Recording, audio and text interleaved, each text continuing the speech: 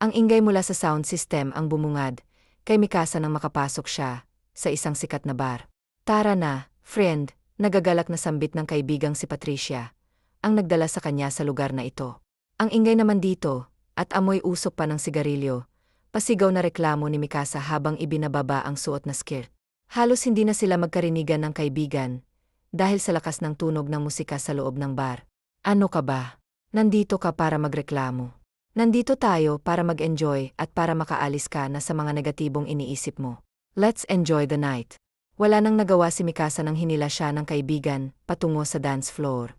Kung ang pangalan ni Patricia ay tila Maria Clara, ang ugali nito ay kabaligtaran. Ang sikip naman dito. Akala ko maganda ang mag-night out sa mga social na bar. Mukhang mas masaya pa rin ang mga inuman sa kanto natin. Ano ka ba? Nagrereklamo ka na naman. Kaya nga tayo nandito, para makahanap ng gwapo't mayamang pamalit mo kay Alejandro. Agad na napatigil si Mikasa nang marinig ang pangalan na iyon. Siya ang dahilan kung bakit siya napilit ni Patricia na pumunta sa lugar na ito. Parang may tumutusok sa puso niya, nagdudulot ng kirot sa tuwing naalala ang ex-boyfriend na si Alejandro. Sorry, friend. Ikaw kasi, ang kulit mo. Nabanggit ko tuloy ang pangalan ng walang hiya. Pwede bang mag-enjoy na lang muna tayo? Mamaya na ang mga reklamo mo sa buhay, please. Pagmamakaawa ni Patricia, na nagbe-beautiful ayes pa. Tanging pagtango na lang ang isinagot ni Mikasa sa kaibigan. Tama nga naman ito. Dapat ay mag-enjoy sila sa gabing ito nang walang anumang negatibong iniisip. Ang mga sinabi ni Patricia ay tila naging driving force na biglang umapekto sa sistema ni Mikasa. Kaagad siyang nag-umpisang sumayaw sa dance floor, bahagyang ginigiya ang ritmo ng mga taong naroroon. Woo! Sigaw ni Patricia, na parang Chinese siya. Biglang lumakas ang loob ni Mikasa na sumayaw. Maya-maya, may mga kamay na naramdaman siya sa magkabilang tagliran. Nasa likurang bahagi ito at sinasamahan siyang sumayaw. Noong una, ayos lang ito sa kanya. Nasanay na siyang may mga lalaking umaaligid tuwing may disco sa kanilang lugar. Kaya wala itong naging problema. Ngunit natigil siya nang maramdaman ang kamay ng lalaki na bumaba sa kanyang puwet. Nagsimula na siyang umurong palayo. More!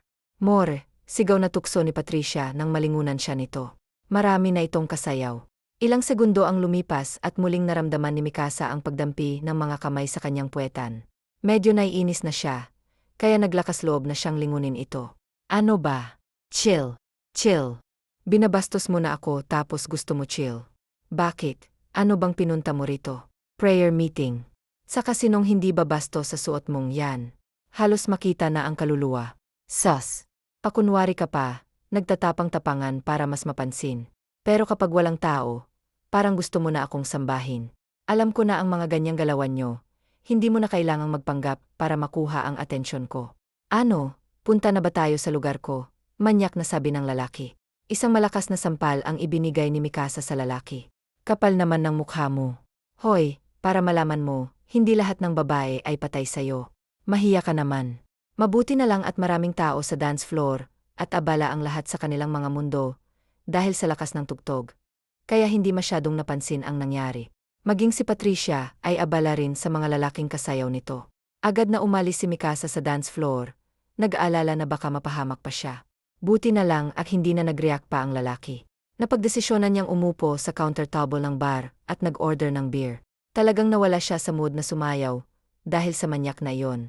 That was epic. Narinig ni Mikasa na sambit ng katabi niyang lalaki sa upuan. Akala niya ay iba ang kausap nito, kaya hindi na lang niya ito pinansin.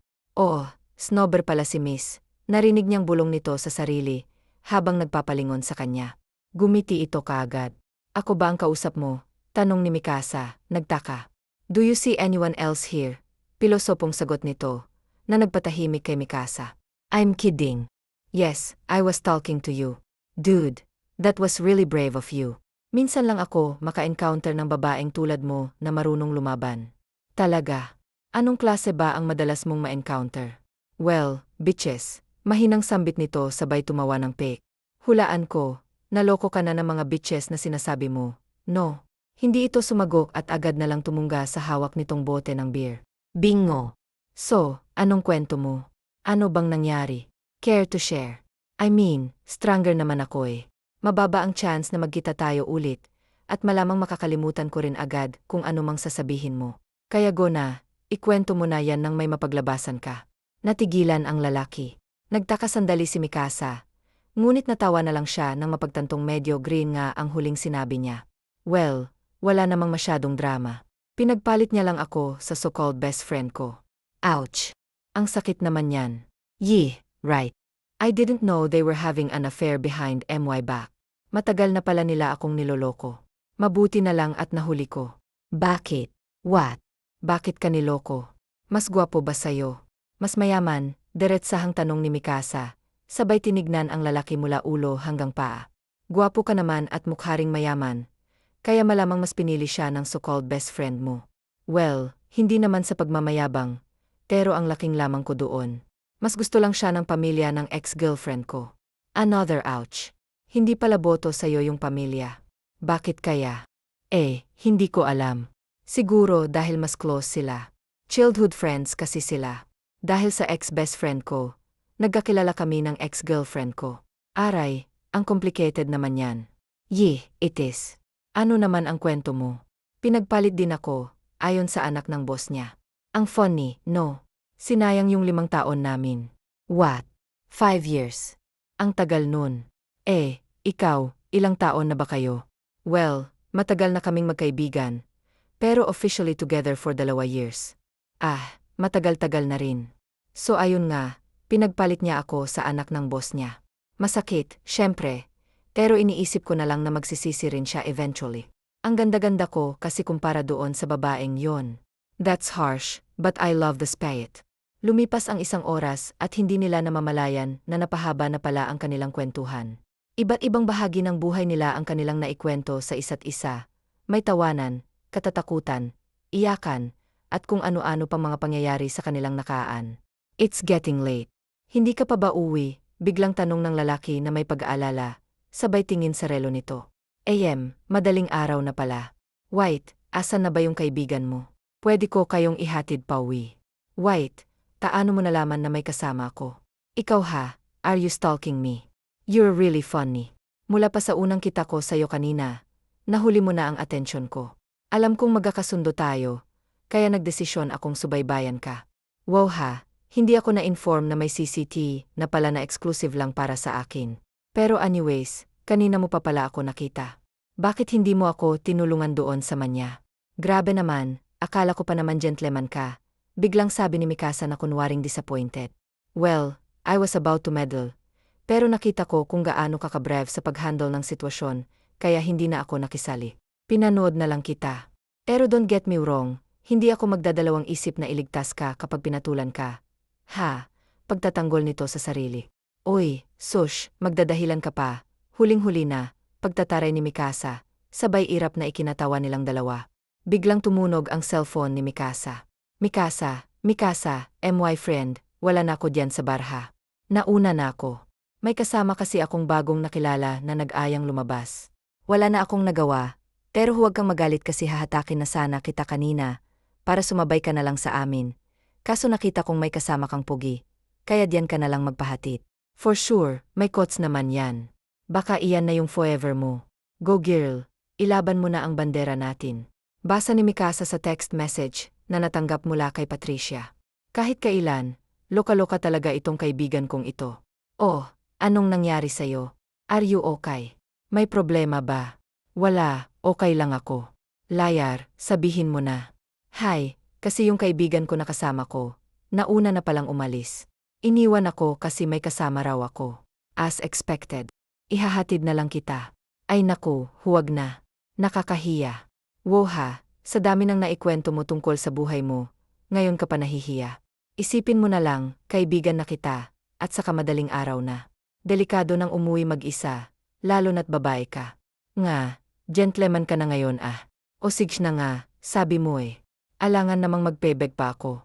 Libreng sakay na yun, oh. Matapos ang tawanan, napagpasyahan nilang umuwi na dahil super late na rin. Habang palabas ng bar, biglang naisip ni Mikasa, Teka, hindi mo pa nasasabi sa akin ang pangalan mo. Kanina pa tayong nag-uusap, pero hindi ka man lang nagpapakilala. Oh, magtatampo ka na naman. Ikaw nga rin, hindi ka nagpapakilala. Mikasa Cruz. Tipid na sagot nito. Carlos, tanong ni Mikasa, hinihintay ang kasunod na sagot. Gusto niyang malaman ang buong pangalan nito. Just Carlos. No need to know my full name. Siguro ito na ang first and last na pagkikita natin. Nice meeting you by the way, I enjoyed a lot. Sabi nito, pagkatapos ay matamis na ngumiti. Ito ang unang beses na ngumiti siya ng ganon sa buong oras na magkasama sila. Puro sarkastikong tawanan lang ang nangyari. Ang damot mo naman. O sige na, sabihin mo na ang apelido mo. Pagbibiro ni Mikasa na ikinatawa ni Carlos. Just wait here lang muna, kukunin ko lang yung quotes ko. Pagpapaalam nito. Ilang minuto ang lumipas at habang naghihintay kay Carlos, may ibang bagay na nakakuha ng atensyon ni Mikasa.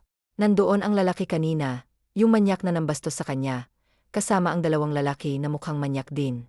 Look who's here, sabi ng lalaking nambastos kay Mikasa kanina. Napairap si Mikasa. Hay, asa na ba yung Carlos na yon? Mukhang mapapatrouble ako ngayon bulong niya sa sarili. Lumapit ang tatlong lalaki sa kanya, at agad siyang inakbayan ng manya. Ano ba? Ikaw na naman. Hindi ka pa ba nadala sa nangyari kanina? Gusto mo na namang masampal at nagsama ka pa talaga ng mga pipitsuging Aleppo. Really? Wow! Ang tapang I like it, sabi ng pinakamaliit sa tatlo. Miss, sa tingin mo ba kaya mo kami sagutin? Tanong ng pinakamatangkad sa kanila, sabay ngiti. Hindi. Malamang babae ako, samantalang lalaki kayo at tatlo pa. Tanga ka ba para itanong yan? Aba, sira ulo Mukhang napikon ang matangkad na lalaki. Dahil muntik na siyang sunggaban, kung hindi lang napigilan ng manya. Chill pair. Alam mo, miss, kung ayaw mo ng gulo, sumama ka na lang sa amin. Let's have some fun, huwag ka ng pakipot, alam ko namang gusto mo rin Nakakadiring sabi nito, sabay tawanan ang tatlo. Umalis na kayo kung ayaw nyo ng gulo, biglang sambit ng isang baritonong boses. Paglingon nila, si Carlos pala ito. Wow ho! May knight in shining armor ka pala Maganda to, matagal-tagal na rin akong hindi nakikipagbugbugan, pre. Kung ayaw mong masira ang mukha mo, umalis ka na lang at huwag ka nang makialam. Sunod-sunod na sabi ng tatlo.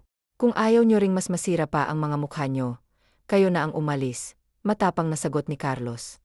Tila hindi mababakasan ng takot ang kanyang boses, kahit tatlo ang kahara. Aba, ang yabang nito angal ng isang kupal at biglang sinugod si Carlos kasama ang dalawa pa niyang kaibigan. Bahagyang nakahiga ang tatlo sa parking lot ng bar. Bugbog na bugbog ang kanilang mga katawan mula sa mga suntok at sipang pinaranas ni Carlos sa kanila. Halos hindi na sila makagalaw sa dami ng galos at sakit sa katawan. Tigil-tigilan niyo na ang pambubuska kung ayaw niyong maulit pa. Mahinang sambit ni Carlos sa tatlo, bago siya nagtungo kay Mikasa. What the hell? Ang galing mo naman. Boxer ka ba? Bakit hindi mo sinabi na ang galing-galing mo palang makipagbasag ulo? Bungad na sabi ni Mikasa, na amazed sa kanyang nasaksihan. Hindi siya sinagot ni Carlos at naglakad lang ito papasok sa kanyang kotse. Grabe, wow! Hindi pa rin ako makapaniwala sa nangyari ngayon, sambit ni Mikasa habang pumapasok sa sasakyan. Ang nakakabilib mo talaga, Carlos. Sa buong biyahe, tuloy-tuloy ang talak ni Mikasa tungkol sa kung gaano siya kabilib sa ipinakitang fighting moves ni Carlos kanina. Manghang-mangha siya sa ginawang pagliligtas nito, sa kanya, mula sa panganib. Is this your place? Sa haba ng kanilang biyahe, ito lang ang tanging binanggit ni Carlos. Napansin ni Mikasa na nakarating na pala sila sa labas ng apartment nila. Salamat pati sa ginawa mo kanina. Maraming salamat, seryosong sambit ng dalaga. Goodbye, Carlos. Huling sinabi ni Mikasa at lalabas na sana ng sasakyan. Ngunit natigilan siya nang mapansin ang reaksyon ni Carlos. Okay ka lang. Sa halip na tumuloy sa pag-alis, pumasok uli siya ng sasakyan at tinignan ang kondisyon ng binata. Hoy Carlos, ayos ka lang ba? Gayon ay nagpanik na si Mikasa, dahil hindi sumasagot si Carlos. Nakasandal lamang ang ulo nito sa manibela, habang nakapiki. Hoy, mukhang hindi na yata kinaya ang antok. Humihinga pa naman siya. Ipasok na lang kaya natin siya sa loob. Baka antok na antok lang talaga siya, at kailangan magpahinga. Naiyak na paliwanag niya sa kanyang kaibigan sa telepono. Ay naku, Mikasa, wala ako sa bahay. Hindi ako makakauwi ngayon. May importante lang kasi akong pinuntahan. Sorry, madamdaming sagot ng kaibigan. Bebe, come on. Rinig ni Mikasa sa kabilang linya. O Sage na, Bayena. Kaya mo na yan, friend. Kayo na lang bahala diyan sa bahay. Kahit ano pang gawin nyo, at talagang nakuha pa nitong mga sar. Bago pa man siya makapagtanong kung sino ang kasama nito, binaba na siya nito ng telepono. Aray, ang bigat-bigat mo naman. Pagreklamo ni Mikasa habang pasan-pasan si Carlos na walang malay. Katatapos lang niyang mailabas ito sa sasakyan, na inabot ng halos 1 oras, at ngayon ay binibigyan siya ng panibagong pagsubok kung paano siya makakapasok sa loob ng apartment nang hindi sila nadadapa. Kung hindi mo lang ako niligtas kanina sa mga manyakis na yon, hahayaan talaga kitang matulog mag-isa sa kotse mo. Hay, nagkautang na loob patuloy ako sa'yo. Pagtataray na sambit ni Mikasa kay Carlos nang mailapag niya ito sa kama. Hingal na hingal siya ngayon, parang nag-workout ng 3 oras sa pawis at pagod na nararamdaman niya. Dahil sa kabaitan ni Mikasa, napagdesisyonan niyang kumuha ng room temperature water upang ipunas sa tulog na si Carlos. Habang pinupunasan ang mukha ng binata, naramdaman niyang gumalaw ito. Maya-maya, bigla na lamang itong nagsalita. Noong una, halos hindi pa marinig ang sinasabi nito. Ngunit kalaunan ay naging malinaw sa pandinig ni Mikasa. Samantha, unggol nito. Samantha, yan ba ang pangalan ng ex mo? Tanong ni Mikasa, kahit alam niyang hindi siya sasagutin nito. Nagpatuloy siya sa ginagawa at ipinagsawalang bahala ang pangalang naririnig. Ngunit bago pa man siya matapos, bigla siyang hinila ni Carlos at hinalikan. Uy, teka, ano bang ginagawa mo? Gulat na gulat si Mikasa sa ginawa ni Carlos. Wala namang naging imik ang binata at pinagpatuloy lamang ang ginagawa. Carlos, ano ba? Gayon ay malakas na talagang nanlalaban si Mikasa. Ngunit tila walang naririnig si Carlos. Para itong ibang tao at hindi ang mabait at makulit na lalaking nakilala niya sa bar kani-kanina lang. I love you. Don't cry anymore because of your bastard ex. I'm already here, forget about your ex. Kung kaya lamang sukatin ang pagkagulat na nararamdaman ng isang tao, siguro nasira na ni Mikasa ang panukat sa sobrang dami ng pagkabigla na nararamdaman niya ngayon. Ano bang pinagsasasabi mo, Carlosi? Sa halip na sumagot, isang mapusok na halik muli ang ibinigay ni Carlos kay Mikasa. Ang isip ni Mikasa ay nagsasabing lumayo na sa binata at sampalin ito. Ngunit ang hindi maipaliwanag ni Mikasa ay kung bakit sa kalooban niya may bumubulong na suklian ang mga halik ni Carlos. Unti-unti siyang nahihipnotismo sa bawat halik na iginagawad nito. Kahit na iba ang sinasabi ng isip, wala pa ring ibang nagawa si Mikasa. Nang makitang nakahubad siya, ang sumunod na ginawa niya ay tinignan ang katabi sa higaan.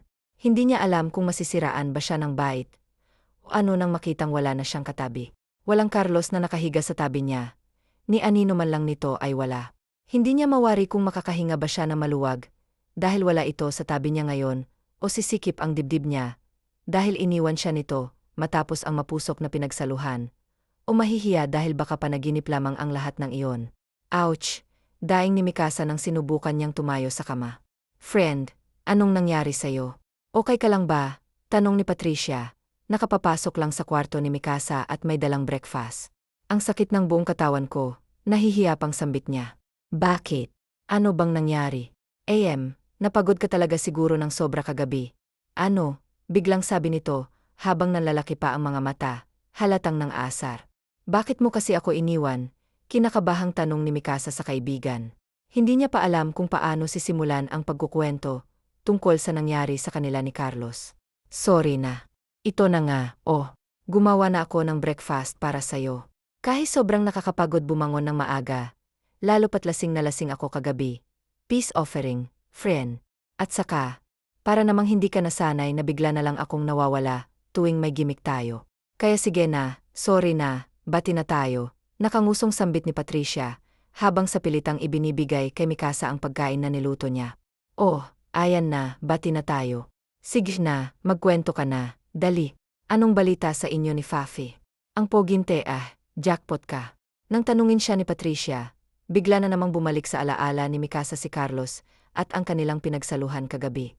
Pogi, bakit? Nakita mo ba siya? Asan na siya? Umalis na, friend. Kanina pa. Nakita ko siyang nagmamadaling umalis habang nagluluto ako. Kakausapin ko sana siya, kaso hindi man lang ako pinansin, tinignan lang ako. Sos, porket gwapo siya, madamot na siya. Pasalamat siya gwapo siya ha. Wala nang naisagot pa si Mikasa sa kaibigan. Bukod sa ayaw niyang magmukhang iniwan, hindi rin niya alam kung ano ang tamang isasago. It's not like we're in a relationship, para magpaalam pa siya. We're just strangers who found comfort in each other in just a short period of time. Nothing less, nothing more. Bulong niya sa sarili, habang ipinagsawalang bahala na lang si Carlos at ang lahat ng nangyari sa kanila. Lumipas ang mga buwan at naging maayos ang lahat para kay Mikasa. Magdadalawang buwan na mula nang mangyari ang lahat. Bumalik siya sa kanyang buhay na para bang hindi niya nakilala si Carlos. Kinalimutan niya ito na para bang bula. Madali naman siyang nakapag-move on dahil isang gabi lang naman silang nagkakilala at hindi sila nagsama ng matagal. Isang umaga, nagising si Mikasa dahil sa pakiramdam na para bang bumabaliktad ang kanyang sikmura. Pangatlong araw na ngayon na nakakaramdam siya ng ganito.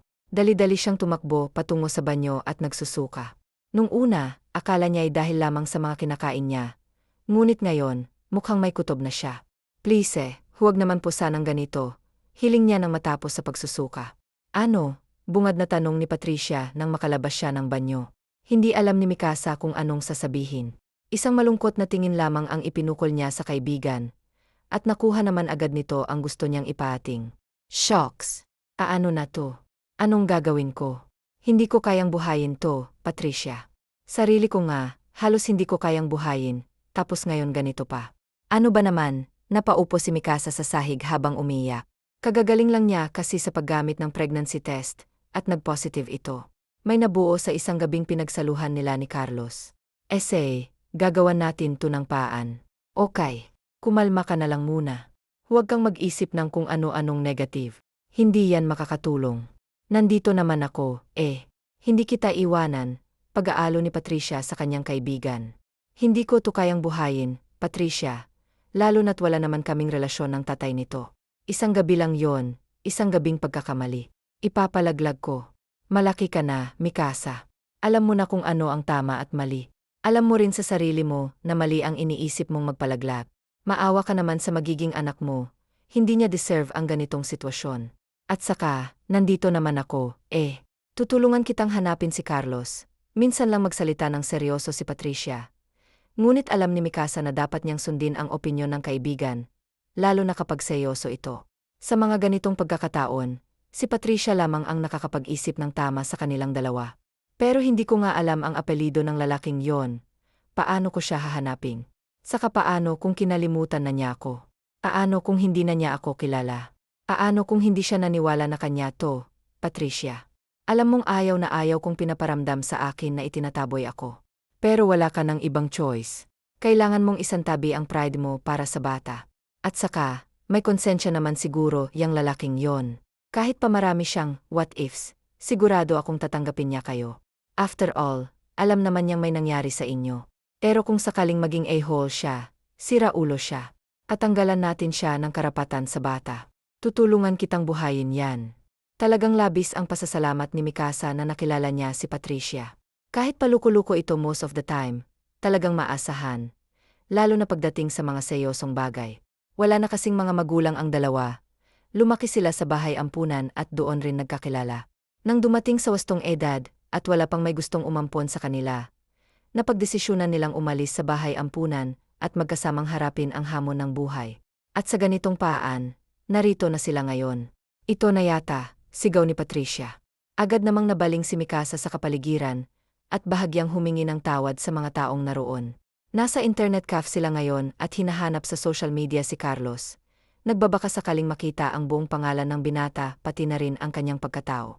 Ano ba, Patricia? Magkatabi lang naman tayo, hindi mo kailangang sumigaw. Bulong ni Mikasa sa katabing si Patricia, habang humihingi pa rin ng tawad sa mga taong naistorbo sa pagsigaw ng kaibigan. Sorry friend. Na-excite lang ako kasi tingnan mo, mukhang nahanap ko na yung account niya, masiglang sabi nito. Paano mo nasabing siya yan? Cartoon character naman ang profile picture at naka-private pa. Friend, hindi mo ba alam? Ganyan ang uso ngayon. Halos lahat ng mga pogi na nakilala ko, ganito ang social media account, may mga pamisteyos, sagot nito. Pagkatapos ay nagtipa ng mensahe, para sa nasabing account. Mukhang hindi naman mahilig si Carlos sa cartoons, baka batang may-ari niyan, sagot ni Mikasa at itinuon na lang ang buong pansin sa sariling monitor. Well, mas mabuti pa ring nag-treat tayo. Halos mag-isang oras na silang nasa computer shop ngunit, wala pa rin silang napapala. Kahit maliit na clue lang para mahanap si Carlos. Gutom na ako, reklamo ni Patricia. Maging ito ay ramdam niyang napapagod na rin. Kain na muna tayo. Paubos na rin naman yung oras Mamaya na lang ulit natin ituloy, dagdag na komento ni Patricia. Tinutukoy ang computer na nirentahan nila. Iiksit na sana ni Mikasa ang tab nang bigla siyang matigilan. Wait! Sa pinakailalim kasi ng iniscroll niya, ay may profile picture siyang nakita na parang pamilyar. Carlos Mendoza, pagbasa ni Patricia sa pangalan. Picture ito ng isang lalaki na nakatalikod mula sa kamera, ngunit makikita pa rin ng konti ang mukha nito, dahil naka-side view ito sa sinasabing picture. Ang background nito ay nagagandahang city lights. Shocks! Siya yun, hindi ba? Hindi ko na masyadong matandaan ang mukha niya. Ero for sure na siya yan. Kinakabahang sambit ni Patricia, at inagaw ang mouse ng computer kay Mikasa at siya na ang nag-stalk dito. Si Mikasa naman ay nakatulala lang. Mababakas ang pagkagulat at kaba sa mukha nito. Hindi na masyadong active ang nasabing social media account. Ang last post nito ay last year pa. Kaya siguro huli na itong lumabas ng isearch ng dalawa kanina. Kukunti lang rin ang pictures na nakapost doon ngunit si Carlos nga ang naroon. Mas bata lang ang mukha nito sa mga pictures, ngunit hindi maipagkakaila na si Carlos nga yon. Siya na nga yan. Tila nanginginig na sambit ni Mikasa. Bingo! Tara, ay message natin kaagad. Wait lang, Patricia. Parang hindi pa ako handa. Ay, kinakabahan ako, natatakot ako. Ano ka ba? Normal lang naman nakabahan at matakot pero huwag ka nang umatras. Ngayon ka pa ba atras kung kailan nakita na natin ang account niya at nalaman na natin ang buong pangalan niya? Isang oras din tayong naghahanap dito pagtatalak ni Patricia. Ano ba? Hindi yan ang Mikasa na kilala ko ha. Kasi ang Mikasa na kilala ko, hinding-hindi naduduwag. Sige na, ikaw na magtype ng mensahe mo para sa kanya, para makakain na tayo. Bumuntong hininga muna si Mikasa ng ilang beses, bago nag-umpisang magtype. Sa katunayan ay hindi niya talaga alam kung anong sasabihin. Hindi niya alam kung anong magiging reaksyon ni Carlos kapag nag-reach out siya after ng halos 2 buwan na walang paramdam matapos ang nangyari sa kanila ni hindi rin niya alam kung kilala pa ba siya nito. Kahit natatandaan man lang. Hey Carlosi, it's Mikasa. Hindi ko sure kung naalala mo pa ako. Pero ako yung stranger na nakilala mo sa bar almost 2 months ago. Niligtas mo pa nga ako sa mga manyak na lalaki doon. Sorry sa pag-message ko nga pala ng bigla-bigla ngayon. I have something to tell you kasi, urgent lang. Please let me know if okay lang na mag-meet tayo. Salamat, Sen. At natapos ang araw na iyon na masayang-masaya si Patricia. Dahil parang tinulungan sila ng tadhana na ngayon na mahanap si Carlosi. Sa kabilang banda, si Mikasa naman ay halos lumabas na sa kanyang dibdib ang puso niya sa sobrang lakas ng kabog nito. Hindi niya alam kung anong asahan mula kay Carlosi. It's already been 3 days mula nang i-message nila si Carlosi sa social media account nito. At hanggang ngayon, ay wala pa rin silang nakukuhang sagot dito. Araw-araw nang nakatambay sila Patricia at Mikasa upang abangan ang magiging sagot nito. Ngunit wala talaga silang natanggap.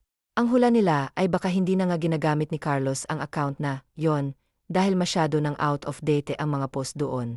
Malamang sa malamang ay hindi pa natatanggap o nababasa ang mensahe, kaya hanggang ngayon, ay hindi pa rin sila nakakatanggap ng reply. Nag-try na rin silang mag-search ang pangalang Carlosi Mendoza. Marami namang lumalabas ngunit wala sa mga iyon ang Carlosi na hinahanap nila. Teka, may website yatang nakalink dito, sabi ni Mikasa nang may mapansin sa profile ni Carlosi. Naghahana sila ngayon ng panibagong clue kung paano nilang makokontak ang lalaki. Hindi kasi pwedeng maghintay lang sila nang maghintay sa reply nito, at baka mamuti lang ang mga mata nila, ay wala pa rin silang napapala. Patingin. Shucks. Nga, no. Bakit hindi natin ito napansin noon? Reklamo ni Patricia at nag-umpisang i-explore ang website. AB Holdings, sabay nabanggit ng dalawa sa logo na nasa pinakaunahan ng website. Baka dito siya nagtatrabaho. Ayun may company address, pwede natin siyang puntahan bukas na bukas din kailangan muna nating mamili ngayon ng mga formal na damit kasi mukhang mga professional talaga ang mga nagtatrabaho dito. Suggestion ni Patricia. Nakakahiya naman kung pumunta tayo dito ng ganitong itsura, dugtong nito. At saka tinignan ang sarili. Mula sa labas ay manghang-manghang nakatingala sila Mikasa at Patricia sa isang malaking building sa harap nila. Nandito sila ngayon sa address na nakalagay sa website. At itong malaking gusali ang bumungad sa kanila. Hindi mo naman sinabing sobrang big time, pala niyang naka one night stand mo. Napakatalino siguro niyan para makapagtrabaho sa ganitong lugar. Siko ni Patricia, kay Mikasa habang amazed pa rin sa nakikitang malaking building sa harap. Nang makapasok ay mas lalo silang namangha sa ganda ng interior sa loob. Sa halip na opisina ay nagmukhang 5-star hotel ang loob ng building na ito. Alagang pang-professional nga ito. Excuse me, pwede bang magtanong? Meron bang nagtatrabaho dito na ang pangalan ay Carlos Mendoza? Bungad ni Patricia sa babaeng receptionist sa lobby ng building. Tinaasan lamang sila nito ng isang kilay, pagkatapos ay tinignan mula ulo hanggang paa. Anong kailangan nyo? Medyo mataray ang pagkakasabi nito. Maganda ang receptionist at mukhang kaedad lang nila. Napaka-sexy rin nito, lalo na sa suot nitong akalain mong pang-club at hindi pang-opisina. Pwede ba namin siyang makausap? Itong kaibigan ko, may importante lang kaming gustong sabihin. Can you tell me your friend's name? Mataray pa rin ang sambit nito, habang tinitingnan si Mikasa na para bang hinuhusgahan siya. Tahimik lang kasi siya na nasa likuran ni Patricia. Mikasa Cruz, si Mikasa na ang sumagot. Agad namang nagtipa ng kung ano ang babae sa computer sa harap nito. Walang Mikasa Cruz na nakalagay sa schedule ni Sir Carlos ngayon. Kailan ba ang schedule ng appointment nyo? Kailangan palang magpa-schedule ng appointment. Asensya na, biglaan lang kasi ito, at hindi naman namin alam na kailangan pa palang magpa-schedule. What? Gulat na sambit nito sa narinig. Who do you think you are para bigla-bigla nilang susugod dito, without even scheduling an appointment? Alam mo bang kahit kaming mga matatagal na empleyado narito pahirapan bang makita, o ma-encounter siya sa isang linggo? At saka, imposible naman na may business matter si Sir sa mga katulad nyo, sabi nito at nanghuhusga. Tinignan uli sila mula ulo hanggang paa. Ikaw, alam mo kanina pa, nanggigigil na ako sa'yo. Mabait kaming nakikipag-usap sa'yo tapos ganyan kang sumago. Ano bang klaseng customer service ba ang meron kayo rito? Naiinis na sambit ni Patricia. Medyo nawawalan na siya ng pasensya sa receptionist na ito. Well, you're not a customer. Nandito lang kayo para makipagkita sa boss namin. As if namang papayag yun na makipagkita sa inyo. Hindi nga basta-bastang lumalabas, yun ang opisina niya. Boss, pagbanggit ni Mikasa. Yes, boss. Sino ba sa tingin mong may-ari nitong AB Holdings? From the name itself, AB, Carlos Mendoza, sagot nito na nagpatahimik sa mundo nila Mikasa at Patricia. Alam nyo, ginugulo nyo lang yung trabaho ko. Pwede bang umalis na kayo kung ano man ang pakay nyo kay Sir? Tigilan nyo na dahil wala rin kayo mapapala, pagtataboy sa kanila ng receptionist. Kung nasa tamang pag-iisip lang siya ngayon, ay malamang pinatulan na ito ni Patricia ngunit hindi. Nakatulala lang si Patricia at Mikasa ngayon. Hindi pa nila lubos na naproseseso sa kanilang mga isipan ang narinig na sinabi ng babaeng receptionist. Iniisip na nila na big time si Carlosi, dahil nagtatrabaho ito sa ganito, kalaking kumpanya, ngunit hindi man lang sumagi sa kanilang mga isip na ito pala ang may-ari ng kumpanya. Umalis na muna tayo, mahinang sambit ni Mikasa at hinila ng kaibigan upang makaalis na. Ngunit ilang hakbang pa lamang na nagagawa, ay may nabangga na silang isang babaeng matanda, na sa ayos nito, ay isipin mo talagang napaka-professional nito. Nahulog ang mga files na dala nito. Pasensya na po. Sorry po talaga. Paulit-ulit na paghingi ng tawad na sambit ng dalawa. Nagpapanik na tinulungan nila ang matanda sa pagpulot ng mga nahulog nito. Oh my goodness. Hindi ba talaga pwedeng umalis na lang kayo rito nang walang ginagawang gulo? Lumapit ang receptionist sa kanila. Let me help you, ma'am. Tugon nito sa matanda. Biglang bumait ang tono nito. Kaya naman mas lalo silang kinabahan sa magiging reaksyon na matandang nabangga. Mukhang isa ito sa mga may matataas na posisyon, dahil mukhang respetado ito rito. I'm fine, no need to worry. Thank you for helping me, young ladies. But what's the problem, Luciana? Bakit mo sila pinapaalis? Tanong nito sa receptionist na mukhang Danica pala ang pangalan. Kasi ma'am, pumunta sila rito at hinahanap si Sir Carlosi. Pero wala naman silang appointment. Kaya pinaalis ko na lang po kasi naman po, mapapagalitan ako ni Sir. I see. Ano bang sadya ninyo kay Sir Carlosi? I'm the secretary of his father BY the way at ngayon na magre-retire. Na ito ay kay Sir Carlosi ako magtatrabaho, kaya it's okay to tell me. Pwedeng ako na magsabi sa kanya ng sadya ninyo. Nagkatinginan si Patricia at Mikasa. Hindi nila alam kung ano bang mas tamang gawin o sabihin. Hindi naman pwedeng ipangalandakan nila na naka-one night ng Sir Carlos nila, si Mikasa at ngayon ay nabuntis na ito. Ano po kasi, kaibigan po ako ni Carlos. Nag-meet po kami sa isang bar almost 2 months ago. Doon po kami nagkakilala at naging magkaibigan.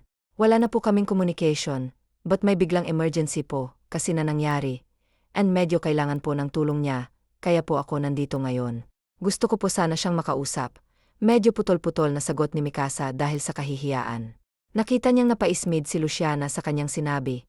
Hula niya ay iniisip na nitong huhututan niya si Carlosi. Well, medyo tama rin naman ito, dahil nandito nga siya, upang humingi ng tulong na buhayin ang anak nilang dalawa. White, pwede mo bang sabihin sa akin ang pangalan mo? Mikasa po, Mikasa Cruz. Nang marinig ang pangalan niya, ay agad na inilabas na matanda ang telepono nito, at nagtipa dito ng kung ano. Pagkatapos ay inilagay sa tenga nito ang cellphone. She's here, biglang sambit nito sa kausap sa telepono. Okay, noted, sabi ulit nito makailang saglit lamang nakalipas. Pagkatapos ay ibinaba na niya ang telepono. You can come with me, sambit niya kay Mikasa. Habang nasa elevator ay labis-labis ang kabang nararamdaman ni Mikasa. Hula niya ay si Carlos nga ang tinawagan na matanda kanina, at ngayong nasa elevator na sila paakyat sa top floor feeling niya, kikitain na niya si Carlosi. Isang tahimik na floor ang bumungad sa kanya. 2 office lamang ang nandoon. Secretary's office, C. Mahinang basa ni Mikasa sa nakalagay sa sari-sariling pintuan ng 2 kwarto. Luckily he's free right now. Pwede ka nang pumasok. Nakangiting sabi ng matandang sekretarya. Hindi alam ni Mikasa kung anong unang gagawin o sasabihin pagpasok sa pintuang yon. Hindi niya alam kung papaanong haharapin ulit si Carlosi. What's up? Long time no see, Mikasa. Paunang bati ni Carlosi.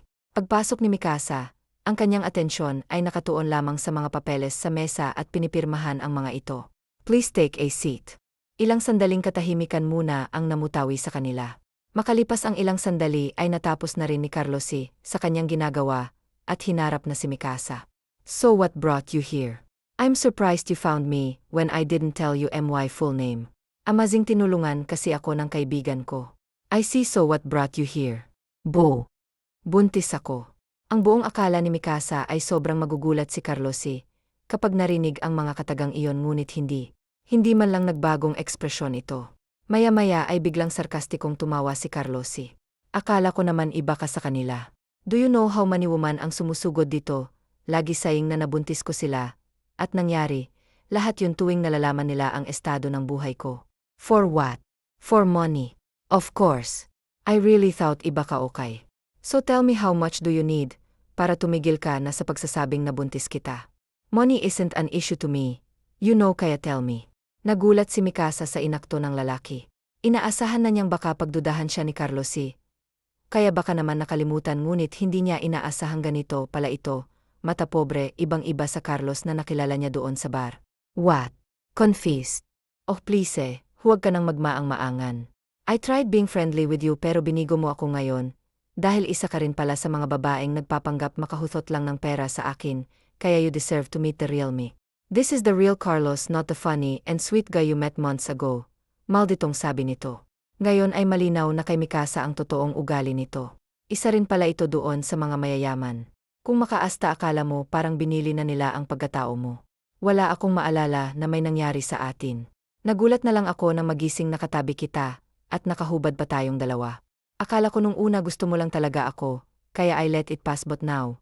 Aminin mo na pinlan mo tinilit mong may mangyari sa atin para makapagpangiti kita at makahingi ng kwarta. You're one of those girls. Kahit nanlalabo ang mga mata, dahil sa mga namumuong luha, ay hindi nagdalawang isip si Mikasa na sumugod kay Carlosi upang sampalin ito. Mahirap lang ako, pero kahit kailan hindi ko inisip na magpanggap ng buntis para lang pagkapira-piraso. Katunayan ayoko nga nito Gustong-gusto ko pa ngang ipalaglag kasi hindi ko pa kayang maging isang ina, pero kahit na ganon anak ko pa rin to, dugo at laman kong nandito. Hindi na napigilan ni Mikasa na sumigaw, dahil sa emosyong nararamdaman ngayon.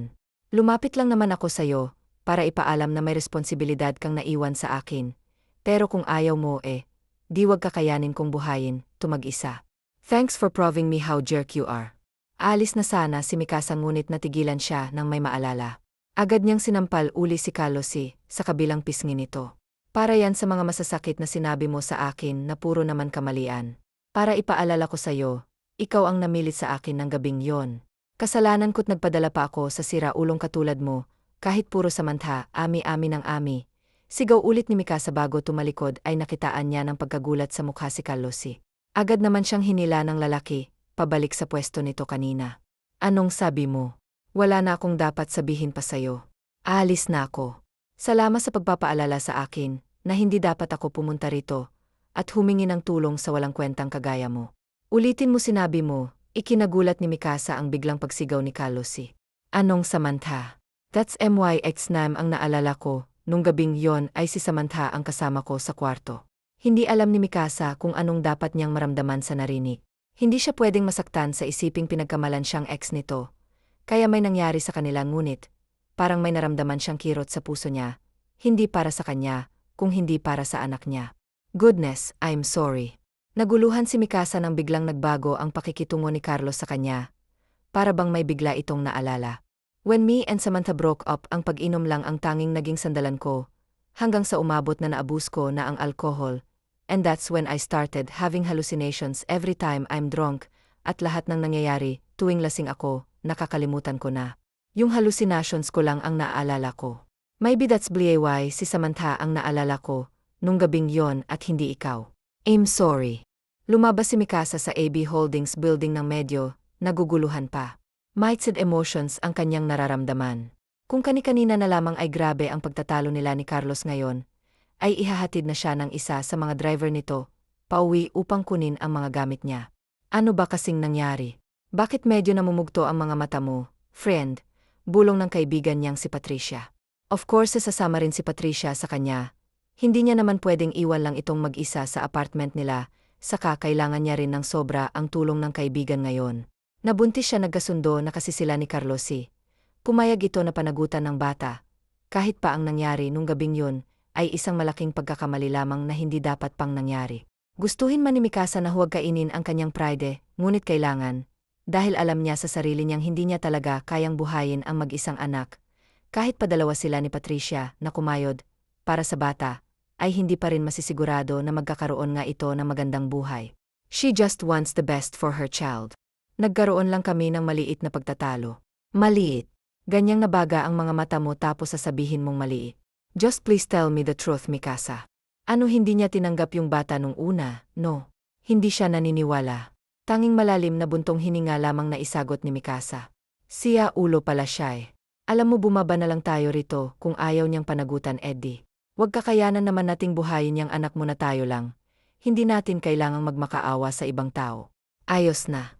Hindi siya naniwala nung una, pero nag-aayos na kami na pagkasunduan na namin, at saka aminado naman siyang nasa kanya nga yung problema eh. Nagkakahalusinasyon siya tuwing nalalasing. Ikinuwento ni Mikasa kay Patricia ang lahat-lahat ng nangyari kanina sa loob ng opisina ni Carlos. Well, mabutit na realize niya yung mali niya. Pero hindi pa rin okay sa akin yung ginawa niya ha. How dare him na sabihan ka namang masasakit ng salita. Kung may maayos na trabaho lang tayo, hindi na natin kailangan ang tulong niya. At sa kabuti at mabait tayo, kasi naisip pa nating in-inform siya, na may anak pala siya kesa naman magulat na lang siya in the future, na may batang magpapakilala sa kanyang anak niya. Dapat nga magpasalamat pa siya sa atin, kasi hindi natin pinagkait yung bata sa kanya. Buong biyahe ay talak lang ng talak si Patricia, dahil sa ginawa at mga sinabi ni Carlos kay Mikasa. Bait Mikasa niyo na kahit ganyan ang inaakto ngayon ni Patricia deep inside, ay alam niyang nakahinga ito ng maluwag, dahil tinanggap ni Carlos ang bata masyadong sensitive, kasi para sa kaibigan ng topic na tungkol sa pamilya, kasi lumaki sila na walang pamilya kaya of course ayaw pumayag ni Patricia, na pati pamangkin niya, ay mararanasan na rin magkaroon ng pamilyang hindi buo. Maging si Mikasa ganun din naman ang minse. Woo holy shocks, namamanghang banggit ni Patricia. Nasa labas pa lamang sila ngayon ng bahay, or should I say manson ni Carlos. Kitang-kita na kung gaano kaganda at kalawak ang pamamahay nito. Nanlalaki pareho ang mga mata na mag-ibigan hanep ang yaman pala talaga ng Carlos na yon. Di ko inakalang sa mansyon niya, pala tayo patitirahin. Nang makapasok na sa loob ay mas lalo pa silang namangha, dahil kung maganda na sa labas ay mas maganda sa loob. Galing sa gaylalakbay muna ng halos kalahating metro, bago makapunta sa mismong mansyon. Sa gilid naman ng mansyon ay makikita ang garden na sobrang linis, at napupuno ng nagagandahang mga bulaklak. At puno mukhang garden paang ay mamahalin na lalo pat mukhang inaalagaan talaga ito. Nang makarating sa dulo, ay may salubong silang isang malaking fountain. Kaharap ng fountain na ito ang isang eleganteng hagdanan paakyat sa mainor na mansyon. Breathtaking, bulong ni Mikasa sa sarili. Maging siya ay hindi rin maitago ang pagkaangangha ng nararamdaman. Tinulungan sila ng driver na makababa pati na rin sa kanilang mga gamit na dala nang makapasok sa maindoor, ay bumungad sa kanila ang napakaraming maids. Nakalinya ang mga ito at nakangiting binabati sila. Good afternoon, ma'am. Ako po si Rosa. Ako ang head maid dito. Paunang bati ng pinakamatandang maid sa kanila. Sino po sa inyo si Ma'am Mikasa? Inapaakyat ho kayo ni Sir Carlos sa office niya dito sa mansyon, sumunod na lang ho kayo sa akin. Welcome, bati ni Carlosi na makapasok si Mikasa sa office niya. Hindi alam ni Mikasa kung anong isasagot o gagawin. Sana iturin niyo na ito na bago niyong tahanan. Please feel at home, sabi nito pagkatapos ay matipid ng ngumitian. Please don't hesitate to tell me also everything you need for our child. Clothes, foods, cravings, anything. Mas lalong ikinagulat ni Mikasa ang reaksyon nito ngayon. Parang bumalik na yung dating Andre na nakilala niya sa bar. Maya-maya ay lumapit si Andre kay Mikasa at lumuhod. Baby, it's daddy. Can you hear me? Pagkausap nito sa siya ni Mikasa na maliit pa lamang hindi mo mahahalatang may laman nito. Please huwag mong papahirapan ang mommy mo ha. Be a good son or daughter to us. Kasunod na sinabi at hinalikan ng tiyan ni Mikasa. Hoy friend, ayos ka lang ba? Kanina ka pa nakatulala ah, kinakabahan na ako sayo. Sabi ni Patricia na nakapagpabalik kay Mikasa sa realidad. Hindi niya namalayang kanina pa pala siyang nakatulala ah. Gulat na sagot niya. Pagkatapos ay ipinagpatuloy ang ginagawa kasalukuyan kasi silang nag-aayos nila of course hindi sa master's bedroom na mamalagi si Mikasa. Dahil hindi naman sila mag-asawa ni Andre ngunit katabi lang ng kwarto ni Carlos ang kwartong ibinigay sa kanya. At katabi ng kwarto niya ang kwarto ni Patricia. Mas maganda kasing napapagitnaan siya ng mga ito, upang mas mabilis siyang maasikaso sa tuwing may kakailanganin siya. Ayan kanina pa ako nagsasalita dito, wala naman pala akong kausap. Iwan ko sa'yo friend. Hindi ko alam kung dahil lang ba yan sa pagbubuntis mo, o talagang nababaliw ka na teka. Kuha na lang muna ako ng pagkain baka gutom lang yan. Pangaasar ni Patricia. Napabuntong hininga na lang si Mikasa. Hindi niya kasi talaga maiwasang hindi isipin ang pabago-bagong pagturing sa kanya ni Carlosi. Pakiramdam kasi niya hindi lang ang utak niya ang nalilito ngayon, pati puso niya rin, ay naguguluhan kung ano nga bang dapat niyang maramdaman sa lalaki. At tapos na sana si Mikasa sa ginagawang pagliligpit ng mga gamit nang bigla na lamang siyang natigilan dahil sa pagbaliktad ng kanyang sikmura. Agad siyang tumakbo sa banyo upang sumuka. Friend, anong nangyari? Ayos ka lang, nagpapanik na sunod sa kanya ni Patricia sa banyo. Hindi niya namalayang nakabalik na pala ito sa kanyang silid, at may daladala pang adobo nang makita ang dala nito, ay agad namang bumaliktad ang kanyang sikmura. Please ilayo mo sa akin yan, nahihirapang sambit ni Mikasa habang sumusuka pa rin. Ba paborito mo, to kaya nga itong ni-request ko, para sa'yo at kay Bobby kasi for sure magiging paborito niya rin ito. Naggugulang. Sagot ni Patricia. Patricia, please. Kahit naguguluhan, wala nang nagawa si Patricia, kung hindi ang sundin na lang ang kaibigan. Gabi na at nasa hapag na sina Patricia, Mikasa, at Carlosi. Sa harap nila ay puro mga masasarap na pagkain. Dahilan kung bakit napakalaki ngayon ang ngiti ni Patricia. Para silang nasa pista sa dami ng nakahanda. I didn't know what food you like, kaya pinaubaya ko na lang sa mga maids ang lulutuin. I hope you like it. Sabi ni Carlosi. Siyempre naman, gusto namin. Tingin pa lang, mukhang masarap na, nakangiting si Patricia ang sumago. How about you? May problema ba? You don't seem to like the food. May gusto ka ba? Pwede nating ipaluto ngayon kung ano man ang gusto mo. Nag-aalalang tanong ni Carlos nang mapansing mukhang walang gana si Mikasa. Hindi, ayos lang ako. Mukhang masarap nga yung mga pagkain, sagot niya at tipid na ngumiti. Hay naku, Carlosi, huwag kang maniwala diyan. Kanina pa yan nagsusukay. Halos lahat ng pagkaing dinadala ko sa kanya, hindi niya kayang kainin kasi nasusuka siya. Hindi niya rin naman sinasabi kung anong gusto niya, diretsong sumbong ni Patricia. Aray, pagreklamo nito nang makatanggap ng sipa sa ilalim ng mesa galing kay Mikasa. Pinanlakihan siya nito ng mga mata na parabang sinasabing, tumigil ka na, hindi niya na kailangang malaman ang pagsusuka ko. What? Totoo ba? Gulat na baling ni Carlos kay Mikasa. Hindi. Huwag kang maniwala diyan kay Patricia. Masyado lang siyang paranoid sa kalagayan ko.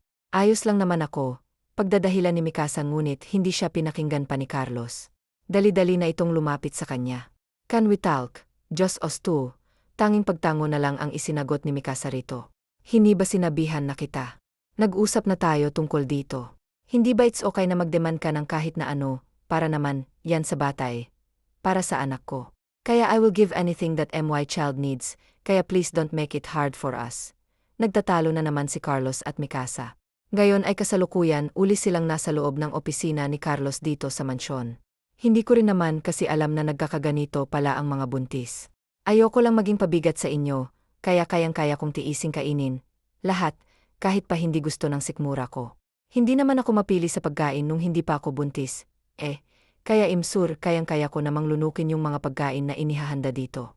Kahit na iba pa rin ang kalagayan mo ngayon sa kalagayan mo noon, kailangan nating maging mas sensitive lalo't buntis ka. We need to be extra careful kung anong gusto mong gawin o kainin.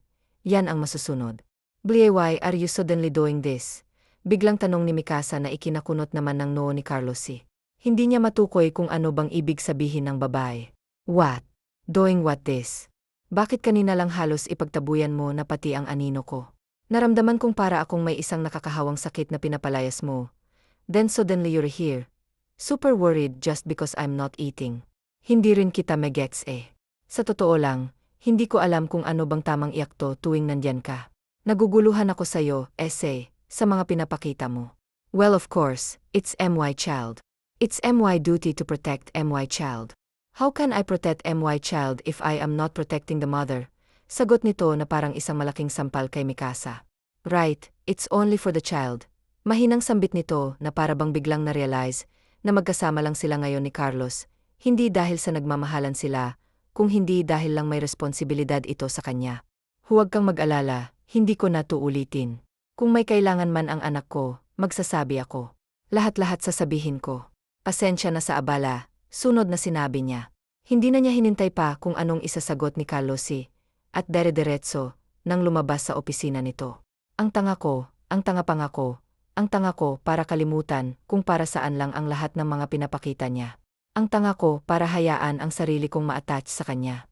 Malinaw na naman sa akin, una pa lang pero, bakit parang ang sakit sa dibdib? Bakit ang sakit malaman at marinig mismo sa bibig niya na nag-aalala lang siya sa akin, dahil nag-aalala siya sa bata? Hindi dahil may nararamdaman siya sa akin tulad ng unti-unti ko nang nararamdaman para sa kanya. Ito ang bulong ni Mikasa sa sarili, habang malungkot na binabaybay ang daan palabas ng opisina ni Carlos pabalik sa kanyang silid. Hindi na mabilang ni Mikasa kung pang ilang balik na niya ito, sa labas ng pintuan ng kwarto ni Carlos Kanina pa siyang naglalakad ng pabalik-balik, nagdadalawang isip kung itutuloy ba ang pagkatok. Mag-aalas 10 oras na ng gabi ngunit hindi pa siya inaantok. Nakapag-half bath na rin siya. Lahat-lahat ng ngunit hindi pa rin siya dinadalaw ng antok. Tulog na rin halos lahat ng kasama niya rito sa mansyon. Lalong-lalo na si Patricia. Hindi makatulog si Mikasa dahil nagugutom siya. Nangangati ang kanyang lalamunan, dahil may gusto siyang kainin. Kaya nandito siya ngayon sa tapat ng kwarto ni Carlos at nagdadalawang isip kung tutuloy ba o huwag na lang dahil gabi na at baka maabala pa ito o baka tulog na ito. Kahit kasi ipinaliwanag na ng maayos ng lalaki, na ayos lang naman na magdemand siya, ay hindi niya pa rin maiwasang mahiya. Naisip niya na tiisin na lang ang cravings ngunit naalala niyang nangako, na pala siya, kay Carlos na magsasabi na siya sa mga bagay o pagkain na gusto niya. Nang sa wakas ay nagkaroon na ng tamang lakas ang loob. Huminga muna ng malalim si Mikasa bago, kumatok ngunit bago pa man dumapo ang kamay niya sa pintuan, ay bigla na itong bumukas at iniluwa ang gulat na si Carlos What the, Mikasa? What are you doing here? May kailangan ka ba? Tell me. Wala, napadaan lang ako. Nagmamadaling sagot nito at tatalikod na sana, upang bumalik sa silid nito, ngunit natigilan nang bigla siyang hawakan ni Carlos sa braso. You're a bad liar. Kung talagang napadaan ka lang saan ka naman pupunta? Dulo na tong kwarto ko. Tell me, ano bang gusto mo? Do you have cravings? Malambing na sabi nito. Please, huwag ka nang magpapapilit. Sandaling napatulala si Mikasa kay Carlos Gulat na gulat sa lambing na ipinapakita nito. Naramdaman naman niyang biglang bumilis ang tibok ng kanyang puso, at parang kinikiliti ang kanyang damdamin. Bananas with ketchup, mula sa sariling banggit ni Mikasa. Nakatulala pa rin siya kay Carlos What? Gusto ko ng saging na may ketchup. Saging at ano? Ketchup. Bakit ketchup? Nawiwerduhan tanong nito, but Mikasa just shrugged. Hindi ba sasakit ang tiyan mo diyan? Tanong ni Carlos habang nakakunot ang noong nakatingin sa takam na kumakain si Mikasa. Bakit naman sasakit? Ang sarap kaya, gusto mo i-try? Halos puno pang bibig nito habang nagsasalita. Agad namang napalayo ng konti si Carlos No. Thanks, iniimagine ko pa lang yung lasa parang gusto ko ng masuka. Anong klaseng pagkain yan? Bananas with ketchup. Parang nandidiring sambit nito. Wow, napaka-judgmental mo talaga. Ang sarap kaya. Anong judgmental talaga? Hindi ako judgmental, ano? Kahit itanong mo pa sa lahat ng kasama natin dito sa bahay. So hinusgahan mo na nga agad ako doon sa opisina mo eh. Mahinang bulong ni Mikasa na narinig pala ni Carlos si. Narinig ko yun ha. But I'm sorry kung ano man ang nasabi ko nung panahong iyon. I'm really sorry, wala ako sa tamang pag-iisip nung mga oras na yon. Ayos lang. Ano ka ba, nagbibiro lang naman ako. Siyempre naiintindihan ko naman yung nararamdaman mo. Wala na sa akin yon, naka-move on na ako. And just be hearing that. Carlos suddenly genuinely, hoy, huwag kang ngumingiti ng ganyan. Ito naman, masyadong pa-fall. Bakit, nahuhulog ka na ba? Biglang diretsong tanong nito, dahilan kung bakit nabilaukan si Mikasa. Here, water. Dahan-dahan lang kasi sa pagkain, dami-dami pa ng binili ko oh. Wala kang kaagaw diyan, sa'yo lahat yan, nag-aalalang sabi nito. Anyway, pwede ba akong magtanong, pag-iba ni Mikasa sa topic? Nagtanong ka na, pilosopong sagot nito sabay ngumiti. Napansin ko lang naman na maliban sa mga maids, wala ka ng ibang kasama rito. Asan ang family mo? Hindi sila dito nakatira. When my parents retired, sa ibang bansa nila gustong manirahan for good, and I don't have any siblings kaya naiwan na akong mag-isa rito. I see. Alam ba nila ang tungkol sa akin at sa bata? Kinakabahang tanong niya. Umiling lamang si Carlosi, dahilan kung bakit siya biglang nalungkot. Nga naman, bakit naman niya sasabihin sa parents niya? Pwede niya sigurong sabihin kapag nakapanganak na ako. Dahil sa bata lang naman siya, may koneksyon. Hindi naman kami kasal para kailangan pa niyang i-inform ang parents niya na magkakapamilya na siya. Sabi niya sa kanyang isipan. Gusto ko kasing sabihin sa kanila sa personal.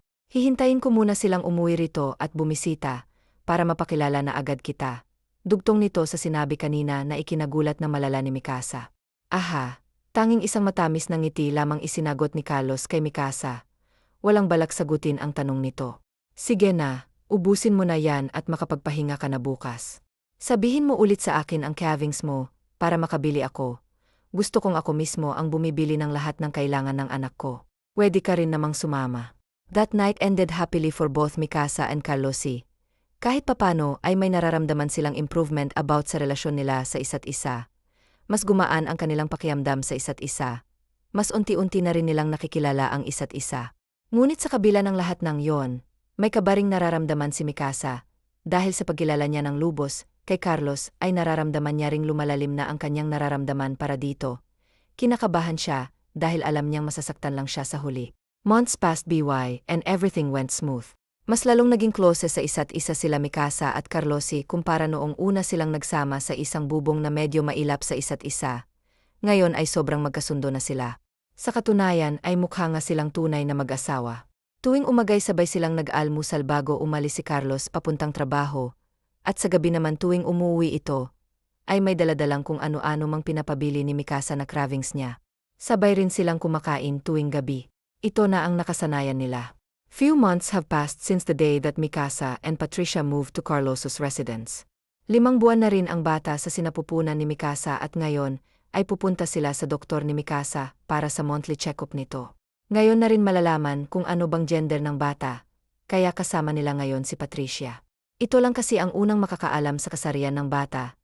Dahil ito ang magdaraos ng gender reveal surprise kay Mikasa at Carlos pati na rin sa lahat ng maids na kasama nila sa bahay.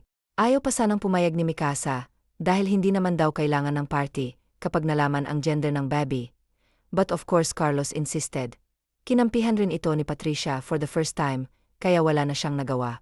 1, 2, 3, pagbilang ng mga tao sa mansyon. Kasabay nito ang wow, yehey. Yan ang sigawan na tilian ng mga taong nakasaksi doon. It's a boy, Mateo, nakangiti at maligayang sambit ni Carlosi na agad hinarap si Mikasa. Maluha-luha pa ito. Wow, nahahawakan na rin sa akin sa pagiging emosyonal Gaya-gaya naman to. Pabirong pagtataray niya kay Carlos habang pinapahid rin ang sariling mga luha. Agad namang nagsilapit ang mga kasama sa bahay upang ikongratulete sila dahil paihong only child. Wala silang ibang bisita na naroroon dahil wala namang ibang kamag-anak si Carlosi pati na rin si Mikasa. Tanging si Patricia lamang at ang mga maids pati na rin ang drivers at ang gardeners ang naroroon. Congratulations friend. Finally, alam ko na rin ang bibilhin kong regalo sa pamangkin ko. Nagagalak na sambit ni Patricia. Pagkatapos ay mahigpit na niyakap ang buntis na kaibigan. Hello baby boy, I'm Tita Patricia. I can't wait to see you. Please be healthy ha. We will do anything and everything for you. We love you so much. Pagkausap nito sa tiyan ni Mikasa. Masayang kumakain ng mga tao sa mansyon. Si Carlos naman at Mikasa ay nagkaroon ng panahon na mag-usap habang nakatingin sa mga masasayang mukha ng mga tao. I'm really happy, biglang sambit ni Carlos. God knows how happy I am right now. And that's all because of you. Thank you. Kaunti na lang ay lalabas na yata ang puso ni Mikasa sa kanyang dibdib dahil sa lakas ng kabog nito. Sobra-sobra rin ng kasiyahan na nararamdaman niya ngayon at lahat din ng iyon ay dahil kay Carlosie. She never felt this happy before. Sana lang ay sunod-sunod na nga itong kasiyahan na nararamdaman niya.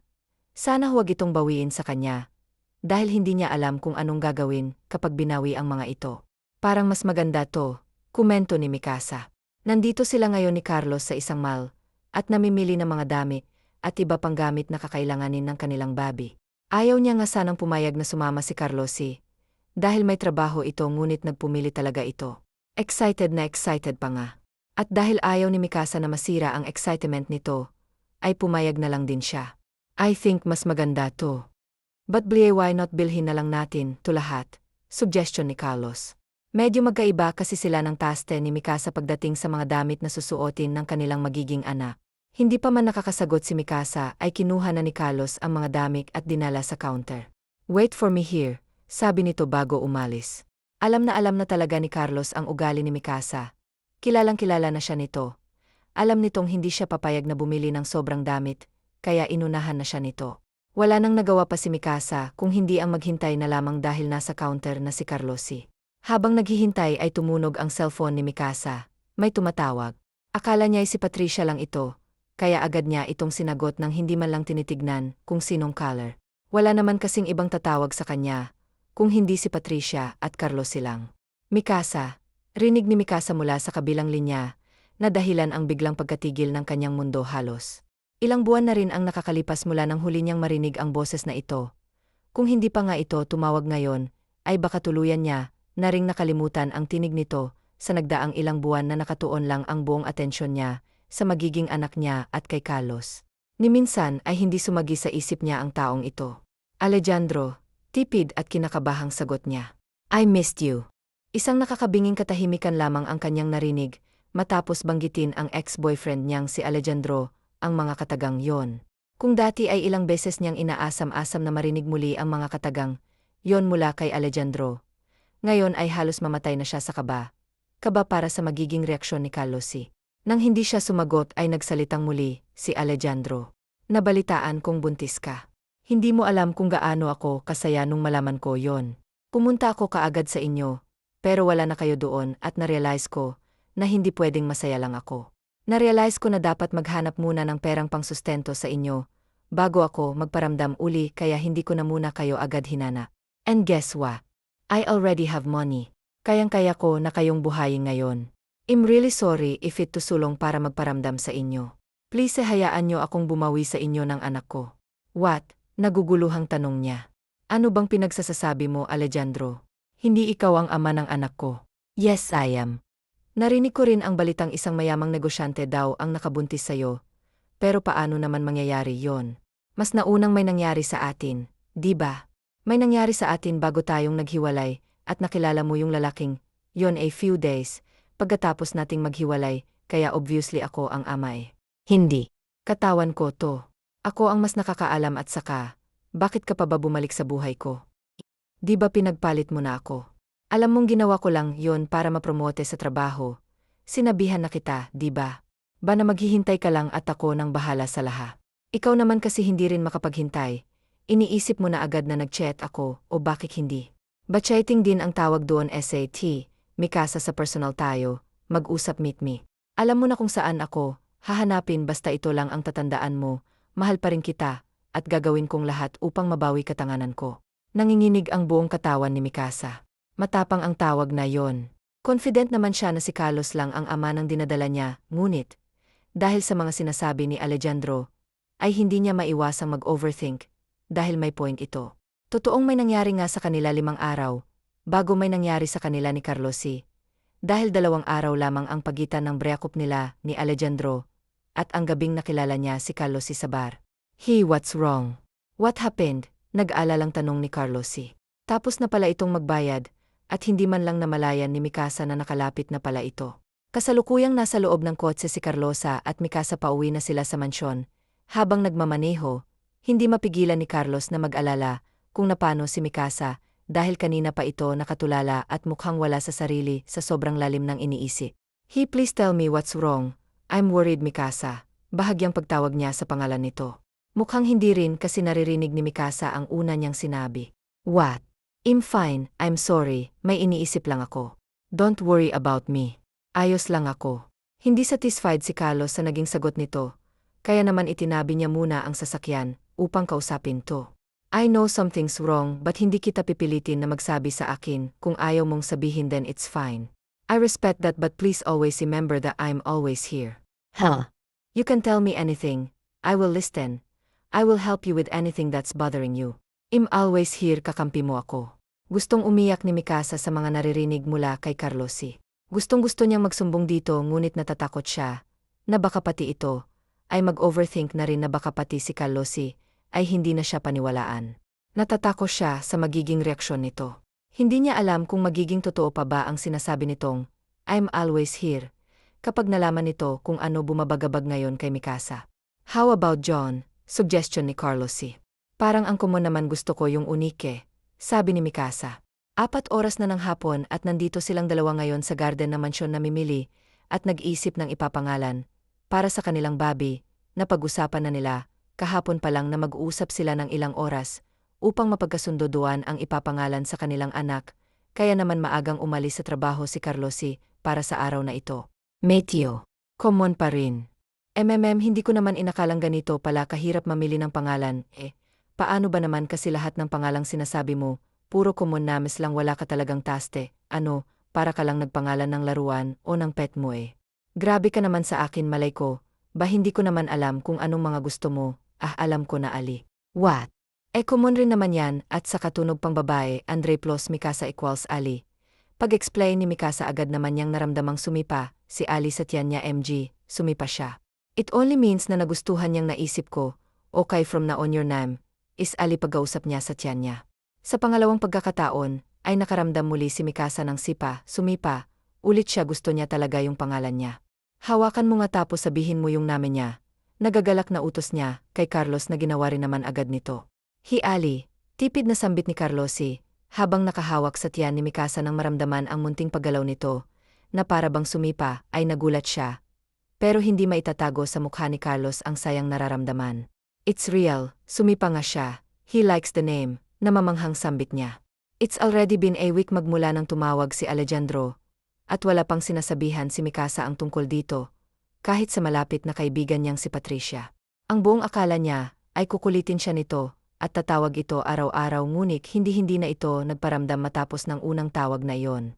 Noong una ay masyadong bothered pa si Mikasa, hindi niya alam ang gagawin, maging ang isip niya ay gulong-gulo rin mabuti na lamang, at hindi na nasundan pa ang pangungulit ni Alejandro, dahil nakatulong yon upang makamove on si Mikasa sa tawag na yon.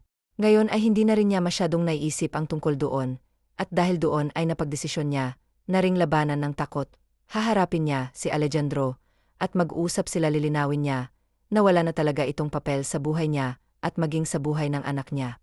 Ang problema na lang ngayon ni Mikasa ay kung kailan niya pupuntahan at kukumprontahin. Wala pa siyang nakikitang tamang tiempo upang umalis ang mansyon. Dahil maraming matang nakabantay sa kanya, ito ang pinagkakaabalahan niya sa ngayon, ang paghahanap ng pagkakataon upang puntahan si Alejandro nang hindi nalalaman ni Carlos. Good morning, Pretty. Napamulat ng mata si Mikasa na maramdamang may gumigising sa kanya. Pagdilat ng mga mata, ay ang masayang mukha agad ni Carlos ang bumungad sa kanya. O anong ginagawa mo rito? Sorry for waking up too early, may ipapakita lang kasi ako sayo. Ano? Tada, nagagalak na sambit nito pagkatapos ay iniharak kay Mikasa ang isang ipad, meron itong ibinibigay na mga ito sa kanya. Nang mag-sink in sa isip ni Mikasa na ang mga ito ang mga magulang ni Andre, na nasa ibang bansa ngayon, biglang lumakas ang kalabog ng kanyang puso, hindi niya alam ang gagawin. Napansin naman kaagad ni Carlos ang pagpapanik ni Mikasa kaya tumawa na lamang ito. Relax, they don't bite. They just want to meet you.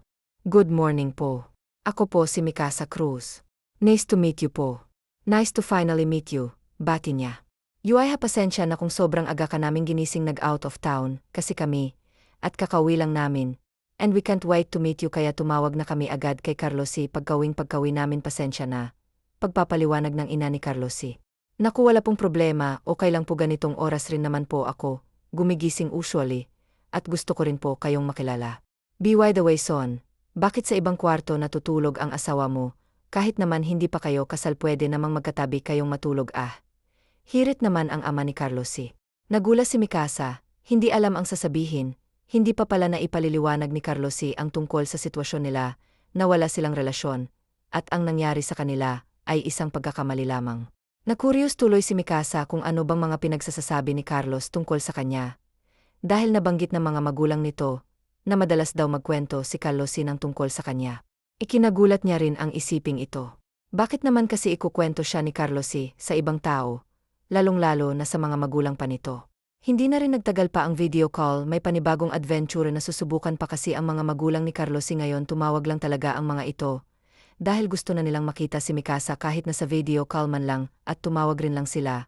Para sabihin na hindi muna sila makakauwi ngayon siguro mga 1 linggo, bago manganak si Mikasa pa sila makakauwi medyo. Nakahinga naman ng maluwag si Mikasa na malaman yon, at least matagal-tagal pa, hindi naman sa ayaw niyang umuwi ang mga magulang. Ni Carlosi ang ayaw lang niya, ay umuwi ang mga ito, na magulo pa sila ni Carlosi. Siyempre ayaw na niyang madisappoint ang mga ito. And speaking of Carlosi gusto niyang kausapin ito, tungkol sa mga sinabi nito sa parents nito, ngunit nakangisi ang ito na lumabas agad ng silid.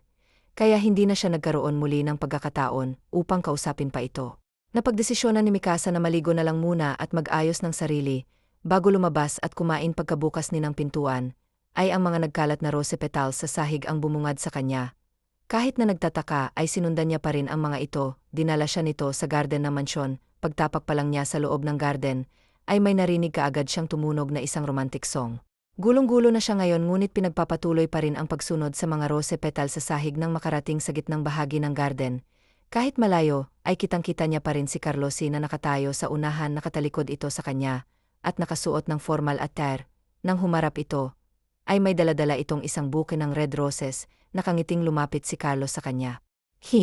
Bati nito this is for you pag-abot nito sa bulaklak. Ano na namang pakulo ba ito Carlos si pinaprioritize, hindi maganda ang unang pagsasama natin dito sa mansyon I know na nasaktan kita marami akong nasabing masasakit na salita, na hindi mo deserve, matanggap at I know na aksidente lang ang una nating pagkikita, pati na rin ang nangyari sa atin. Pero please no na hindi ko pinagsisisihan ang lahat ng yon, at hindi ko pagsisisihan, kahit kailanman may binangyari talaga yon, because it was destined to happen, and I can't help to think that you're destined for me. Sunod-sunod na sabi ni Carlosi. Sa ilang buwan na nagsama tayo sa isang bubong yumadimi the happiest you and our child ayokong mawalang kaligayahan na iyon kaya isa lang naiisip kong paan. Para hindi mawala yon gusto kong itali na kita sa akin. Pero alam ko rin naman na wala tayong relasyon in the first place, para pumayag kang matalina sa akin. But I hope na sa ilang buwan na kasama mo ako sana. Nakita mo ang totoong pagkatao ko. Sana nakita mo ang sincerity ko, Mikasa. I want you to know that I'm already so in love with you. Truly in love. Kaya ngayon I want to take a risk. Gusto kong subukan, ayokong maging duwag kasi ayaw kitang mawala sa akin. But of course kailangan munang mag-umpisa sa pinakasimula. Right? Kaya, Mikasa Cruz, can I court you? Dugtong nito. Mikasa was left speechless. Hindi pa maproseso ni Mikasa ang sayang nararamdaman niya, nang malamang hindi lang pala siya, ang mag-isang nahulog na pareho, pala sila nang nararamdaman ni Carlos all along. Is this for real? Naiiyak na tanong niya. Ito lamang ang tanging naisagot niya, matapos ang mahabang speech ni Carlos. Of course it's real, kinakabahang sagot ni Carlos. Kinakabahan siya, dahil hindi pa sinasagot ni Mikasa ang kanyang katanungan. Sa inip at kabang nararamdaman ay inulit niya pa ito. Can I court you, Mikasa? Of course, why not? Natatawang sagot nito ngunit lumuluha pa rin. Napangiti naman ng sobrang laki si Carlos. Finally, she said yes. Sigaw nito dahilan kung bakit naghiyawan ang mga nanonood. Friend, haba ng hair. Hi, sana all na lang talaga ako. Kaya kailan kaya ako makakaranas ng ganyan? Chika ni Patricia kay Mikasa. Katatapos lang nilang kumain sa pinahandang buffet ni Carlosi. Para sa proposal niyang ito, at ngayon nagchichikahan na ang magkaibigan. Sasagot na sana siya ngunit hindi natuloy nang magring ang kanyang telepono. Nang makita kung sino yon ay parang bulang biglang naglaho na lamang ang ngiti sa kanyang labi. Napalitan ito ng kilabot at panginginig ng katawan. Oh, anong nangyari sa'yo? Ayos ka lang ba? Sino yon? Pag-usal parang color lang, huwag na lang nating pansinin. Teka, pupuntahan ko lang muna si Carlosa, pagpapaalam nito. Kahit na nagtataka si Patricia, ay hindi na niya piniling mag-overthink. Hinayaan na lang niya ang kaibigan sa gusto nito. Natapos ang araw ng proposal ni Carlosi, na masaya ang lahat maliban na lamang kay Mikasa na medyo nawawala na naman sa sarili, at kasalanan ito ni Alejandro.